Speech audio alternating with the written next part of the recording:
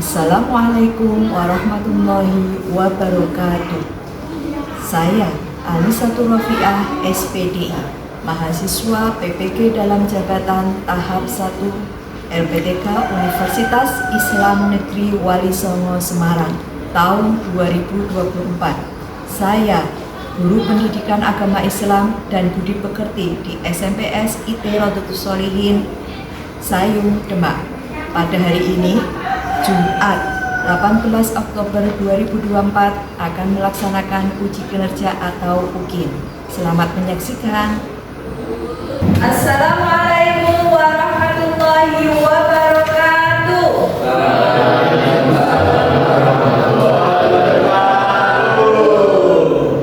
Selamat pagi anak-anak. Apa kabarnya hari ini?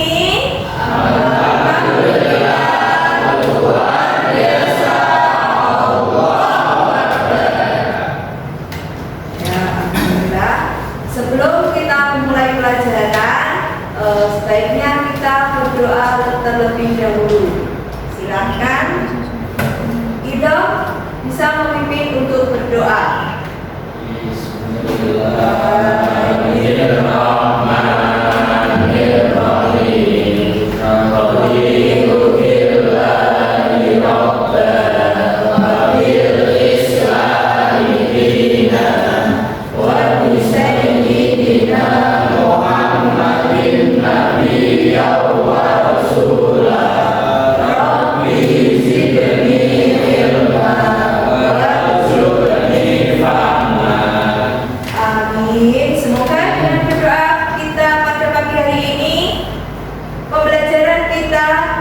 Bisa lancar dan ilmunya bermanfaat. Amin. Selanjutnya kita akan membaca dulu surat pendek. Mari bersama-sama membaca surat Al-Lahab. Bismillahirrahmanirrahim.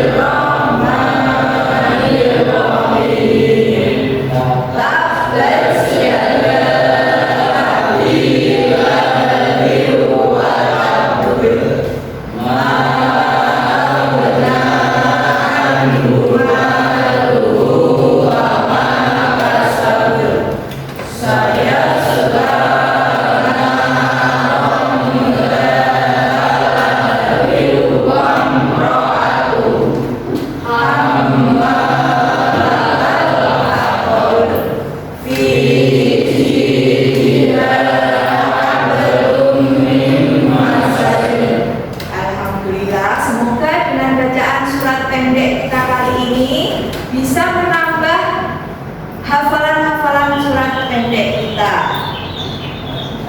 Anak-anak, ibu akan mengecek kehadiran terlebih dahulu. Coba cek kanan kiri kalian, adakah yang tidak masuk pelajaran?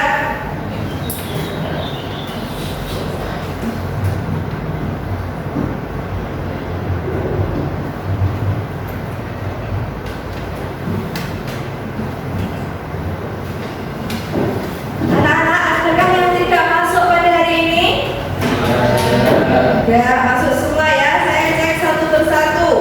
Ajril Ahmad Mufid, Ahmad Fahri Aldiansyah, Ahmad Muti Al-Barok, Muhammad Sanil Ismaini, Yunita Haryanti, Muhammad Al-Farisi, Nauria Maulida. Ya, baik. Nah, sebelum kita mulai pelajaran, untuk menambah semangat, mari kita tepuk semangat terlebih dahulu. Tepuk semangat. Semangat.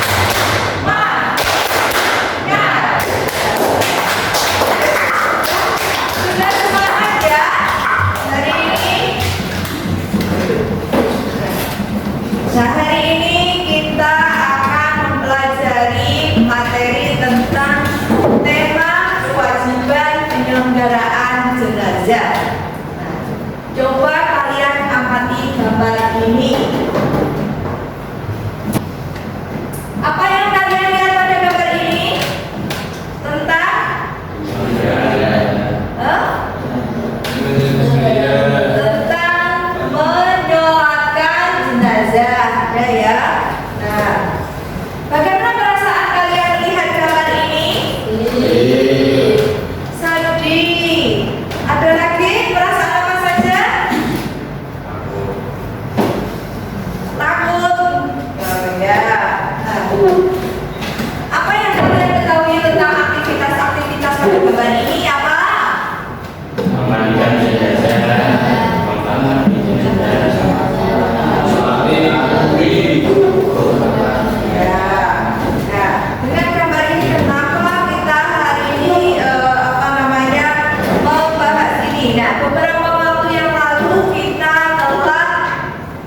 membahas pelajaran tentang apa?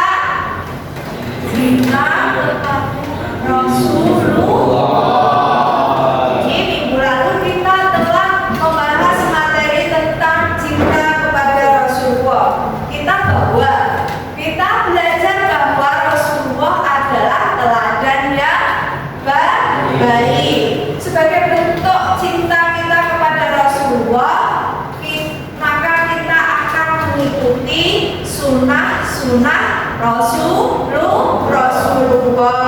Jadi sebagai bentuk cinta kita berarti kita mengikuti ajaran dan sunnah Rasulullah. Di antaranya kita mengikuti sunnah yaitu proses menyelenggarakan jenazah. Jadi proses menyelenggarakan jenazah sesuai dengan ajaran dan sunnah Rasulullah.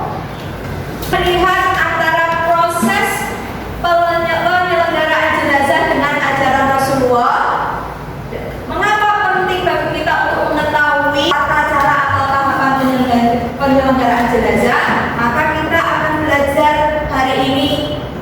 Saya akan menyampaikan tujuan pembelajaran terlebih dahulu. Yang pertama, mampu memahami kewajiban penyelenggaraan jenazah dalam Islam dengan benar. Tujuan yang kedua, mampu mengidentifikasi tahapan penyelenggaraan jenazah dengan benar. Yang ketiga, mampu memecahkan masalah terkait kewajiban penyelenggaraan jenazah dalam kehidupan sehari-hari dengan baik. Ya, setelah kita mengetahui tujuan pembelajaran kita hari ini, mari kita saksikan video berikut ini. Persediaannya agar tidak menjadi tabu dan keras. Yang ketiga, melancarkan pakaian dan proses urusan jenazah, serta yang lebih atau membungkus jenazah dengan sesuatu yang Baiklah, setelah menyaksikan video tersebut, pernahkah kalian mendengar atau menyaksikan sendiri prosesi penyelenggaraan jenazah? Nah, apa yang kalian ketahui aktivitas-aktivitas tersebut? Apa saja?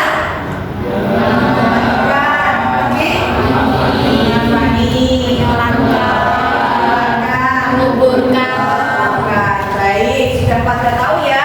Sekarang sebelum masuk ke pembelajaran hari ini, saya akan melakukan asesmen. Jadi asesmen ini adalah untuk mengetahui kesiapan kalian dalam pembelajaran hari ini. Coba kalian keluarkan HP-nya, kemudian coba kalian keluarkan HP-nya dan scan barcode berikut.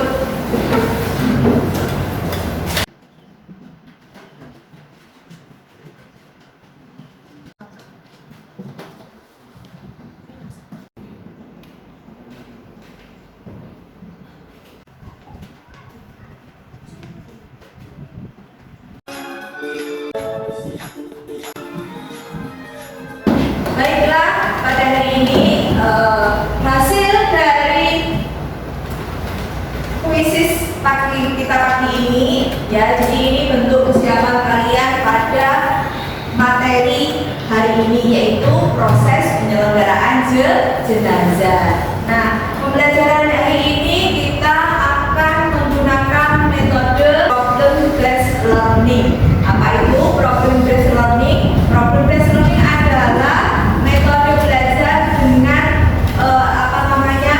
metode memecahkan masalah. Nah, hari ini kita akan memecahkan masalah dengan studi kasus berikut. Ada seorang tetangga di lingkunganmu baru saja meninggal dunia dan keluarganya belum mengetahui tata cara penyelenggaraan jenazah sesuai ajaran Islam. Sebagai seorang muslim yang telah mempelajari kewajiban penyelenggaraan jenazah, kamu dan teman-teman yang lain diminta untuk membantu keluarga tersebut agar dapat menyelenggarakan jenazah dengan benar sesuai tahapan-tahapan tersebut. Ya, jadi ini studi kasusnya nanti akan dibagi kelompok menjadi 4. Yang pertama memandikan, yang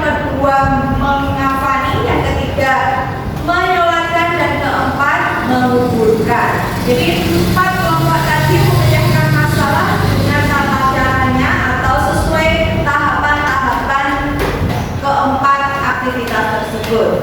Silakan kalian bentuk kelompok yang sudah dibagi kemarin. Ya, ada 4 kelompok sudah dibentuk kemarin. Silakan membentuk kelompok. Baiklah, setelah dibentuk kelompok, saya akan membagikan LKPD yang sudah ditentukan ya. Kelompok 1.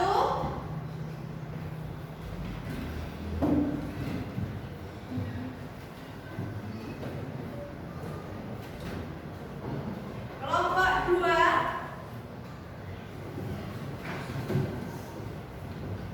Kelompok 3.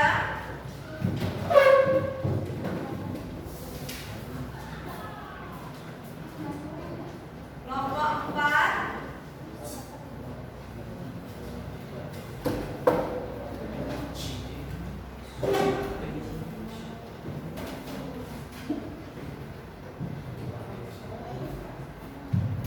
Nah, LKPD sudah dibagi. Silakan kalian diskusikan tentang studi kasus tersebut di LKPD yang sudah dibagikan.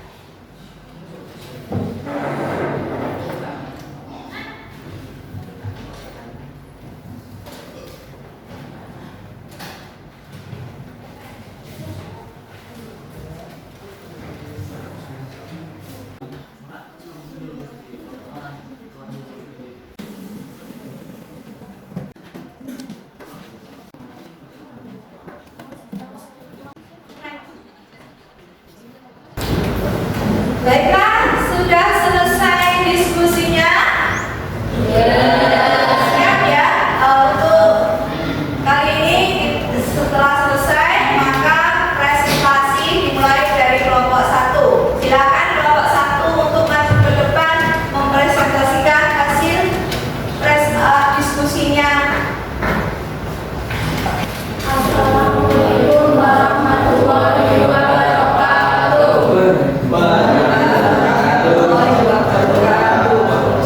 Kami dari kelompok ini akan mempresentasikan hasil diskusi kami mengenai studi kasus tersebut.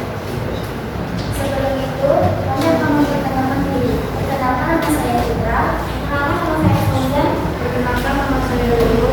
Nama saya Alfi. Nama saya Adil. Buku tersebut akan dibacakan oleh siswa-siswa.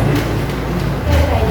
Tujuan dan kewajiban memandikan jenazah adalah menjaga kesucian dan kebersihan jenazah, memenuhi perintah dan tuntunan syariat untuk penghormatan terakhir.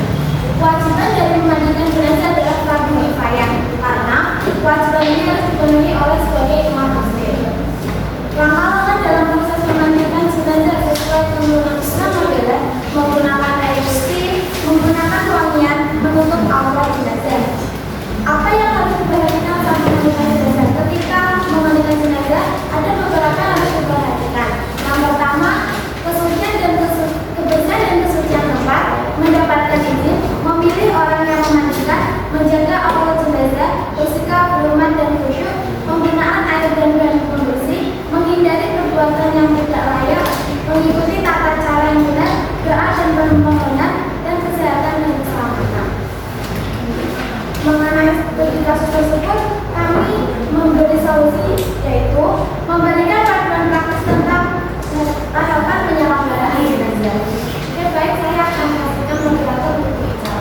Oke, dari sini ada yang ingin bertanya. Saya akan memilih dari kelompok 4. Perkenalkan, saya Raya Sugiasi dari kelompok 4 ini menanyakan apa saja tata cara yang harus diperhatikan dalam memandikan jenazah sesuai dengan syariat Islam.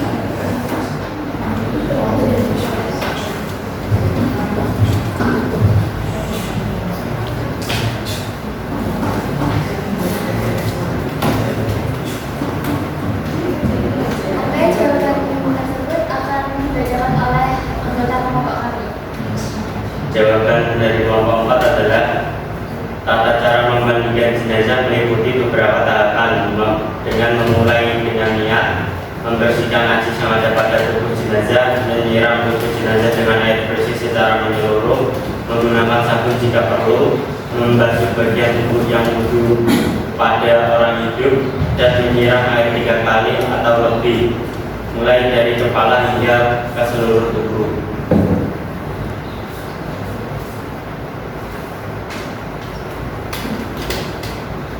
Oke.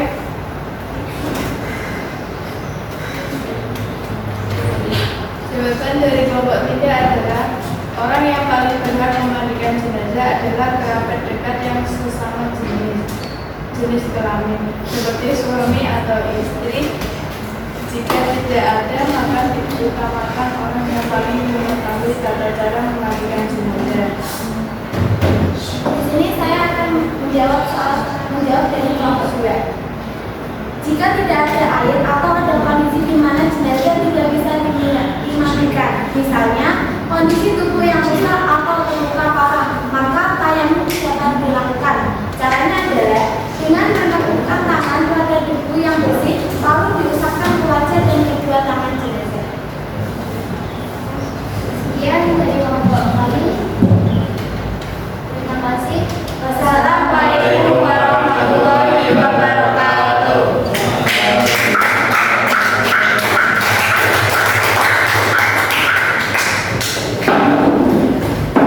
Kelompok 1 sudah selesai, ya. Kelompok 1 sudah selesai, sudah mempresentasikan dengan baik, termasuk hasil diskusinya. Nah, selanjutnya kelompok 2 yang akan mempresentasikan. Silakan. Assalamualaikum warahmatullahi wabarakatuh.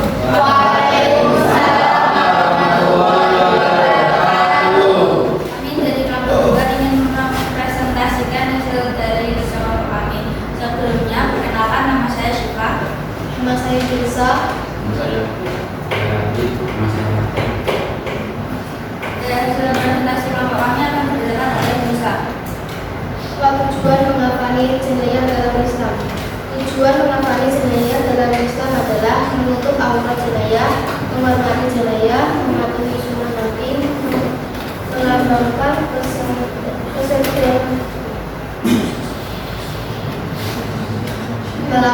kesederhanaan dan kesetaraan, mempersiapkan jenayah untuk pertemuan dengan Allah. Jelaskan rangka-rangka cara menghafali jenayah termasuk untuk jumlah dan jenis kain kafan yang digunakan.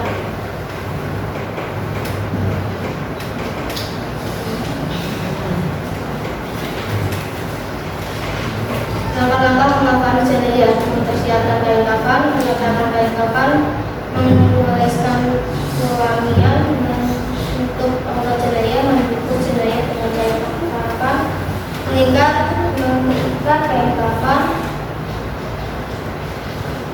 dan menyisakan ruangan wajah. Apakah ada perbedaan dalam menghafali jenayah laki-laki dan perempuan? Ya, ada beberapa perbedaan dalam menghafali jenayah laki-laki dan perempuan menurut tuntunan Islam. Perbedaan ini terletak pada jumlah kain kafan dan cara membungkusnya. Berikut penjelasan perbedaannya. Jumlah kain kafan: jenayah laki-laki ada 3 lembar, sedangkan jenayah perempuan ada 5 lembar.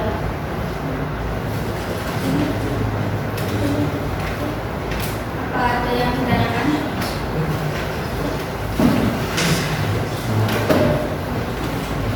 Dari kelompok 1. Perkenalkan, nama saya Sofdan, saya dari kelompok 1 ini bertanya. Apa yang harus dilakukan jika kondisi jenazah tidak memungkinkan untuk dikafani secara lengkap? Misalnya, korban di mana?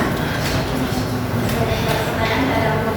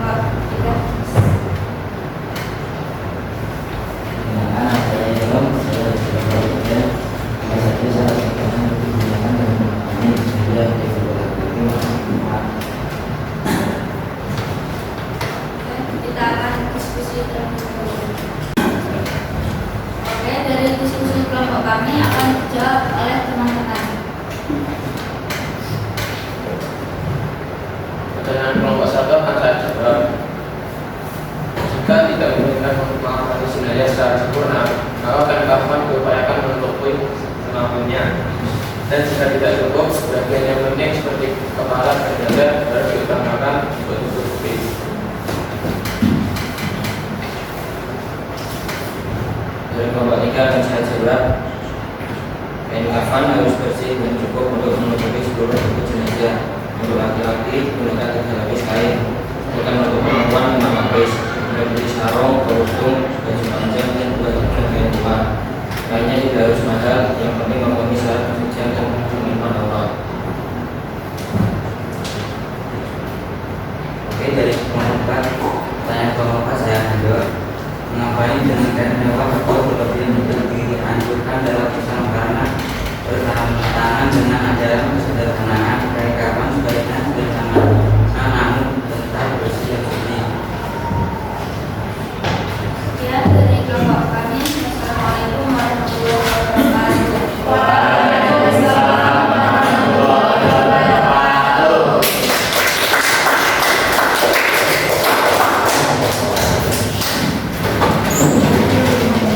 Begitulah hasil presentasi dari kelompok 2, sudah sesuai dengan tahapan yang ditentukan. Sebelum melanjutkan kelompok 3 dan 4, mari kita melakukan ice breaking dulu ya. Ice breakingnya apa ini? Bisa dimulai ya. Ini lingkaran kecil, ini lingkaran besar. Besar, kecil, besar, kecil. Ayo tirukan semuanya. Kecil, besar. Ayo tirukan semuanya. Sing apik Inas. Besar, kecil, besar, kecil. Ya, sudah konsentrasi. Besar, kecil. Ya, kecil. Besar, besar, kecil, kecil, besar, besar, kecil, kecil, besar. Baik, konsentrasinya udah bagus ya. Oke, tepuk tangan.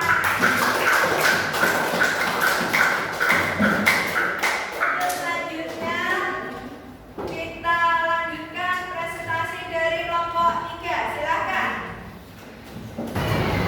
Assalamualaikum warahmatullahi wabarakatuh. Waalaikumsalam warahmatullahi wabarakatuh. Kami dari kelompok 3 ingin mempresentasikan hasil kerja kelompok kami. Perkenalkan nama saya Inas, perkenalkan nama saya Tatang. Perkenalkan nama saya Sandir. Saya Edo. Tata cara menunjukkan budaya: 1. Niat, 2. Takbir, 3. Sholawat kepada Nabi Muhammad SAW, 4. Keamanan budaya, 5. Doa penutup, 6. Salam.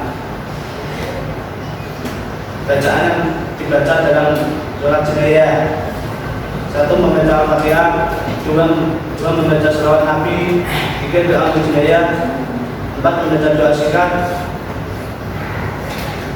Kita baca dalam pelaksanaan sholat jenayah. Berarti hasil dari bulan sholat jenayah, setiap yang meninggal baik laki-laki maupun perempuan wajib untuk disolati. Solusi yang dapat memberikan kepada keluarga tetanggamu agar mereka bisa menjalankan jenayah dengan baik sesuai tuntunan agama dan agama Islam. Melakukan jenayah dengan niat mematikan, lalu membaca basmalah. Selanjutnya membutuhkan jenayah seperti dalam wudhu untuk sholat kecuali berumur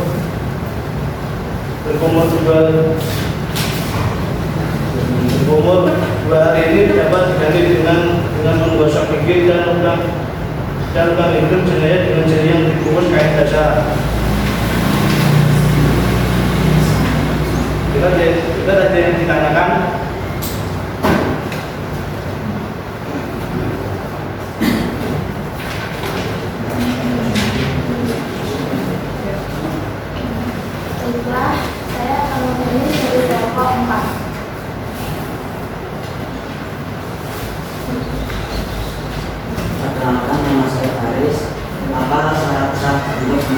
menyolatkan jenazah dan bagaimana cara melaksanakan sholat jenazah dengan 9 orang yang terkenal. Selanjutnya dari kelompok 1. Perkenalkan nama saya Citra. Bagaimana hukum menyolatkan jenazah yang belum diketahui akibatnya atau jenazah manusia? Selanjutnya dari kelompok 2.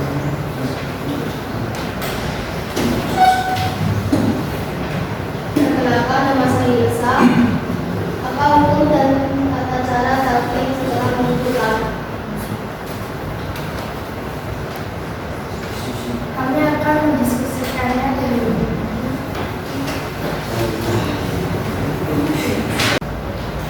Dari hasil diskusi kelompok kami akan dibacakan oleh teman-teman.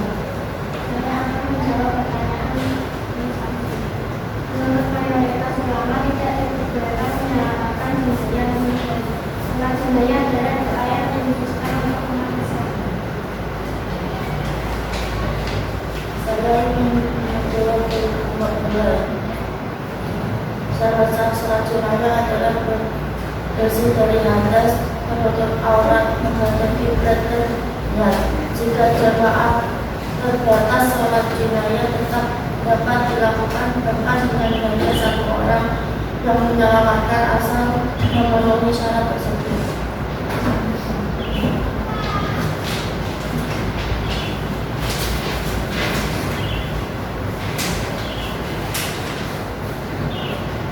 Ia akan menjawab dari kelompok 4. Pertanyaan yang pertama adalah sholat jenazah tidak ada rukun, sujud atau tasyahud. Sholat jenazah dilakukan dengan berdiri dan hanya terdiri dari kafir sebelumnya berkali. Untuk menunjukkan bacaan buku seperti Al-Fatihah, salawat, dan jenazah dan berakhir umat Islam. Sekian dari kelompok kami.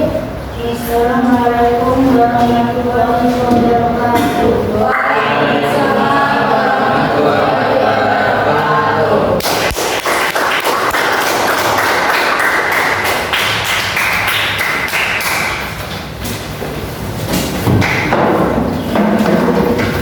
Baiklah, kelompok 3 presentasinya sudah selesai, sudah terlaksana.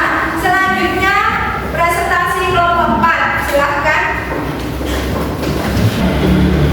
Assalamualaikum warahmatullahi wabarakatuh.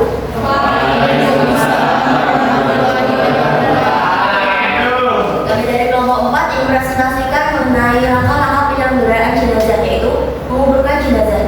Sebelum itu, kami ingin memperkenalkan diri terlebih dahulu. Perkenalkan, nama saya Agenda Sitiasi. Nama saya Abdullah.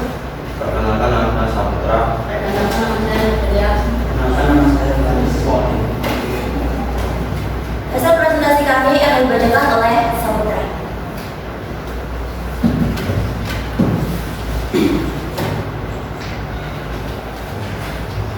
Tata cara menguburkan jenazah sesuai tuntunan Islam. 1. Memandikan jenazah.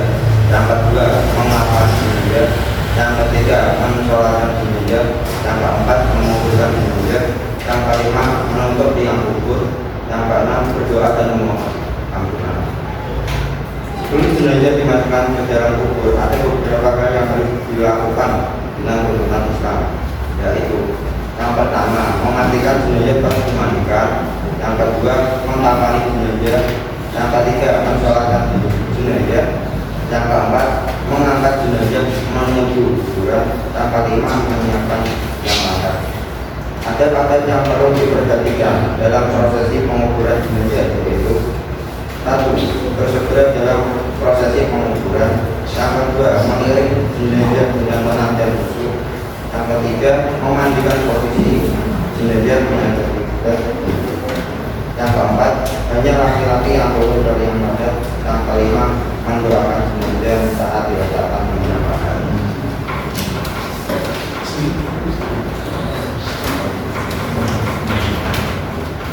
Disunat. 6. Menguburkan dengan rambut yang penuh penghormatan. 7. Tidak meninggikan kuburan secara berlebihan. 8. Menutup tiang padat dengan papan atau batu. 9. Menabur tanah 3 kali. 10. Berdoa setelah penguburan. 11. tidak tujuh atau menginjak kuburan. Sekian dari kelompok kami. Apakah ada yang bertanya? Silakan. Perkenalkan, nama saya Abdul dari kelompok 1. Saya ingin bertanya, apa saja syarat sah proses penguburan jenazah dalam syariat Islam? Terima kasih. Ada bertanya kelompok berikut?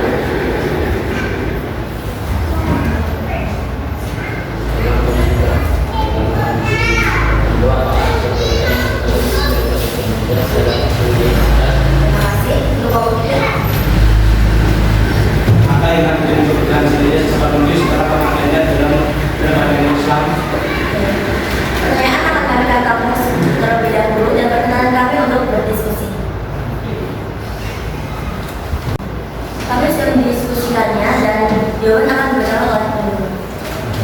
Bapak kami rasa kemudian mengikuti pemahaman yang ada di dalam usul baru atau gangguan binatang. Biasanya sekitar 1,5 meter. Sebenarnya diletakkan di kanan dengan margin mendekat ke kiblat. Saya menjawab dari kelompok muda. Dalam kata darurat seperti bencana atau perang diperbolehkan menggunakan lebih dari satu jenazah dalam satu diameter dengan syarat jenazah yang lebih lama, misalnya yang lebih dulu meninggal atau yang lebih tinggi kedudukannya meningkat akan lebih berguna.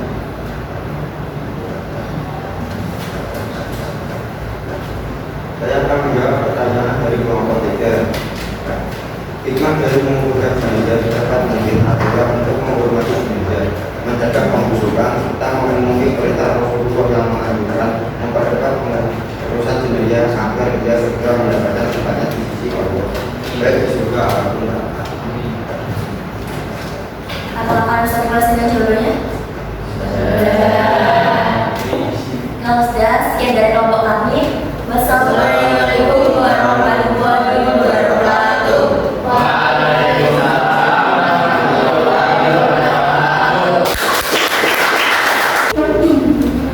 Baiklah, Pak kelompok sudah presentasi dari diskusi tentang pembelajaran berbasis masalah. Jadi kalian sudah menemukan solusi dari studi kasus yang sudah dipaparkan. Mari kita simpulkan pembelajaran kita pada pagi hari ini. Yang pertama adalah kewajiban penyelenggaraan jenazah. Apa hukumnya? Fardu kifayah. Apa itu fardu kifayah? Jika salah seorang melaksanakan kewajiban tersebut, maka yang lainnya gugur. Oh baiklah. Jadi fardu kifayah itu adalah jika salah satu dari kita atau salah satu orang sudah menyelenggarakan atau proses jenazah, maka yang lain gugur kewajibannya. Dan kesimpulan yang kedua adalah tahapan-tahapan dari penyelenggaraan jenazah. Apa saja tahapan-tahapannya?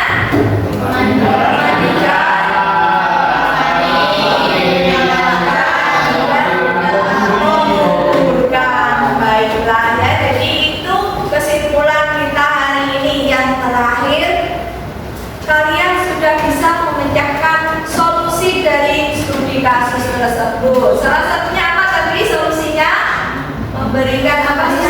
Panduan praktik tentang tahapan penyelenggaraan jenazah. Ya, jadi solusi dari studi kasus tadi adalah memberikan panduan atau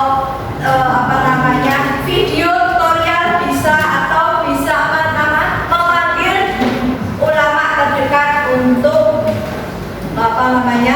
memberikan tutorial tata cara menyelenggarakan jenazah. Selanjutnya adalah kalian membuat laporan tentang tahapan penyelenggaraan jenazah. Jadi kalian membuat laporan tentang tahapan-tahapan tadi, kemudian kalian bisa tugasnya bisa kalian kumpulkan lewat Google Classroom. Sekian pembelajaran hari ini. Apa yang kalian pelajari hari ini? Kewajiban penyelenggaraan jenazah.